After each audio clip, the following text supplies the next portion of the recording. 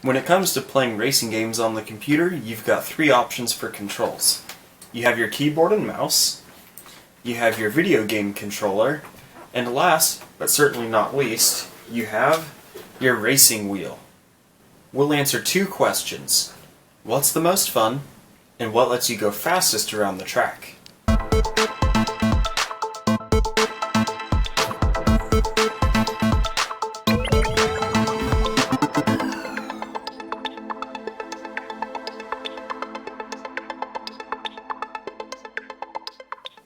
I will be playing multiple games, doing 3 laps with each controller setup.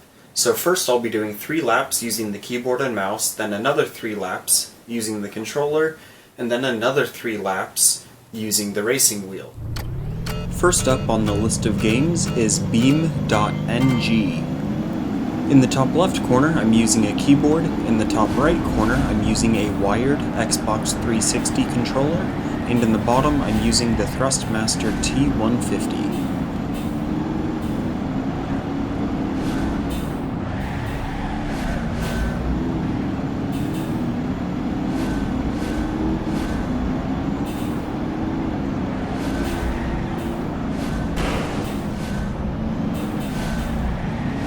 The keyboard was the most annoying because I had to keep using the left and right keys back and forth to gain control as the car tried to break loose. The Xbox 360 controller was much more manageable, and with the T150 it had the steepest learning curve for sure, but once you got the hang of it, it was by far the easiest one to use. And if you do any of the off-road courses like on the Utah map, the force feedback that comes with the T150 completely transforms the game into something new.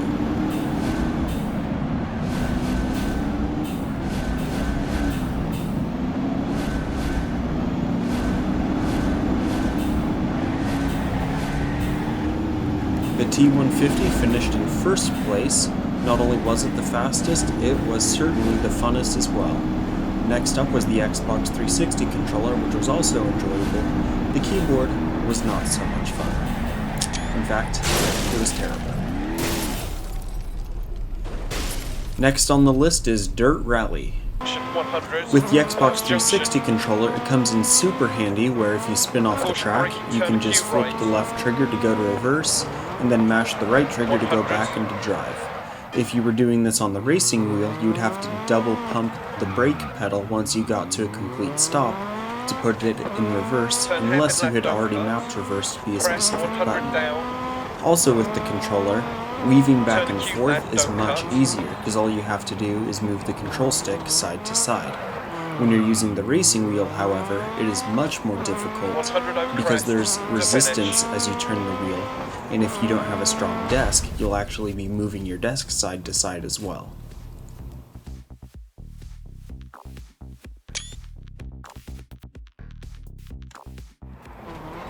And you can see here it kind of takes a little bit of time for me to straighten out, almost a full second. 100 over crest to finish. The racing wheel was slower, but without a doubt, the more fun of the two, and the one that I will always use to play this game. Need for Speed Most Wanted is a classic example of a game that a racing wheel does not work for. I smashed into the gas station because I couldn't straighten out the wheel. Same with that corner.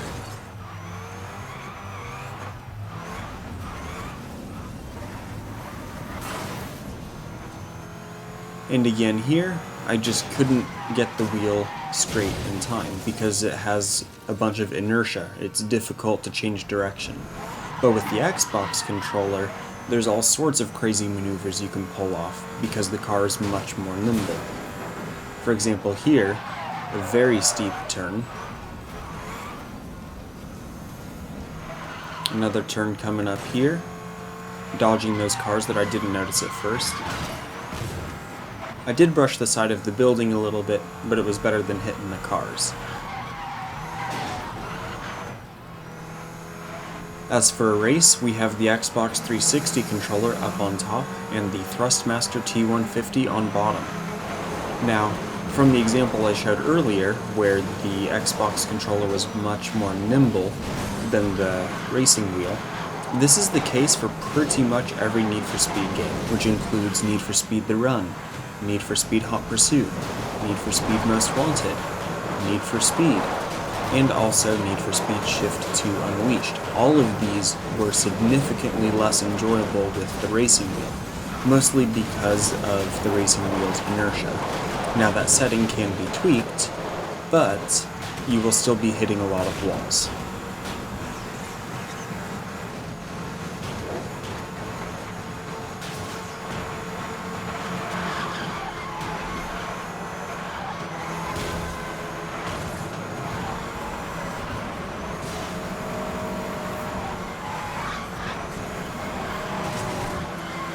And right there, I would have spun off if that car hadn't hit me and pushed me back onto the track.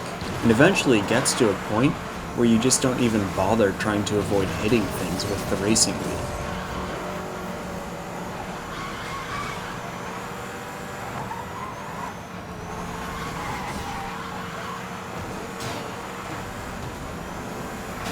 Again there, I couldn't get the wheel to turn over all the way in time, so I ended up hitting that wall.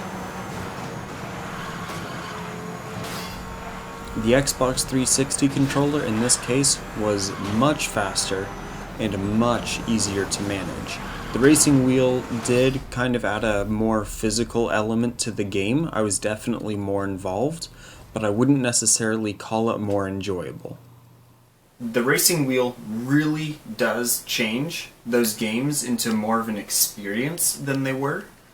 And for Blur and beam.ng, those two games, I feel like I got my money's worth out of the racing wheel for those two games alone. Now, if you're playing arcade-style games, or if you're making lots of really tight turns, such as through a city, the racing wheel is not for you. The Xbox controller is what you want for those games. And if you're not playing a racing game at least 3 times a week, then you probably shouldn't get the racing wheel either, because it will sit clamped onto your desk, taking up space, and it is a nuisance to try to work around. If you're interested in buying some of these things, or checking them out in greater detail, you can check the link below, which will take you to Amazon, where you can look up some of these products for yourself, and read some more reviews, so you're not just taking my word for it. Thank you so much for watching this video. As always, make sure to check out some of our previous videos, and make sure to get subscribed so that you won't miss any of our upcoming videos. Thank you so much. We'll see you next time.